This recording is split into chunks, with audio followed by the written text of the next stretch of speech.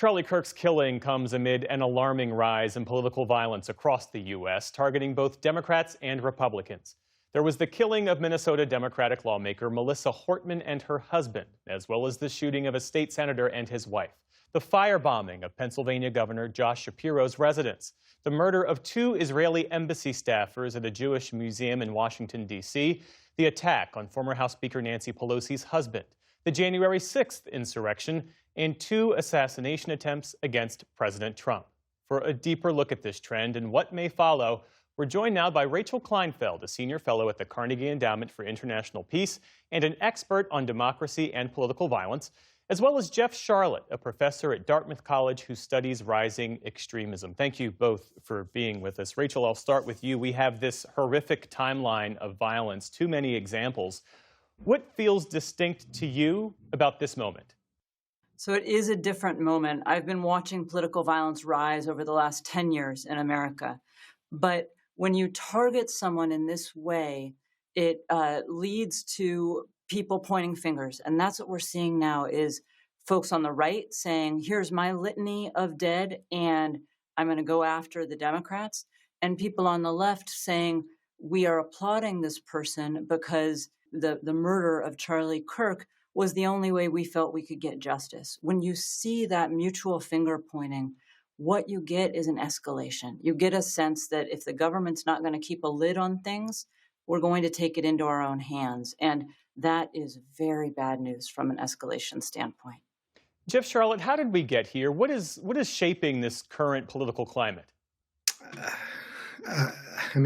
We're years now into the escalation of rhetoric and action that we've all talked about. The proliferation of guns in civilian hands, except for these relatively tiny but terrible cases, are not often used, but more and more. And we see it, in fact, after yesterday, lots of people saying, I'm going to go and arm up. I'm going to buy a gun. And what I think those guns are functioning as, it's almost your ticket out of democracy. It's your way of imagining like, well, I'd like for this thing to hold together, but in case it doesn't, I have a foot in this other reality. That other reality doesn't exist. It's delusional, but it enables people to support and believe in extreme cases so that this extremism has its own gravity now. And to that list of political violence, I think for viewers on the right, and I think they're absolutely erroneous in saying this, but the litany that I'm seeing again and again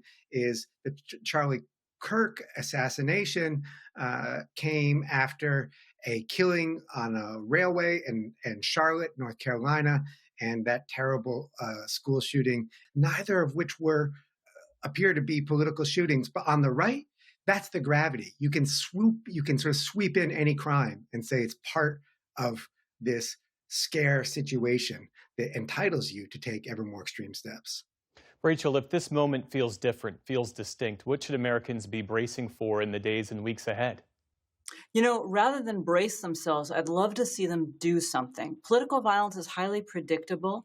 This kind of trend line that we've been seeing rise since 2015, it's highly predictable what makes it go up and what can make it come down.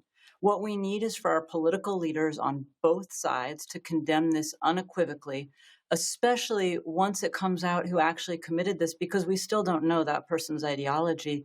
Whomever side that person is on needs to condemn extra loud. But really, everyone needs their politicians to condemn it. We need to stop supporting politicians who are using it as a political football and saying this will give us the go-ahead to go after the other side.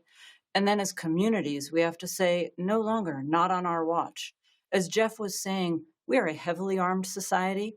That doesn't lead directly to political violence. Otherwise, we wouldn't have seen this rise. But it sure does enable it once it gets going. And we all have a stake in pulling it down. And that is within our agency. Jeff, are there examples either in U.S. history or abroad where societies pulled back from cycles of political violence? What lessons can we draw? We saw pretty extensive political violence in the late 1960s, early 1970s, and things did not fall apart.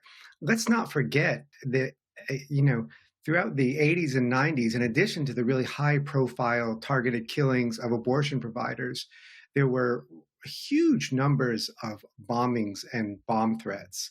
And that did help lead to this moment we're in, but it did not ignite.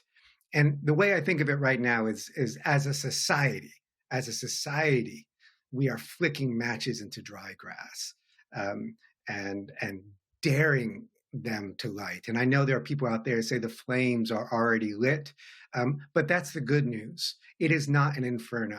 This isn't a full civil war. This isn't Ukraine. This is a simmer. But that means that there is room to do otherwise, as Rachel suggests.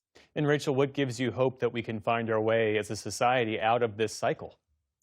Unfortunately, this is not America's first bout of political violence that moves from one side to the other, back to the first. We had the civil rights murders in the 50s and early 60s, and then we had violence from the Weathermen and the Symbionese Liberation Army and so on in the 60s and 70s.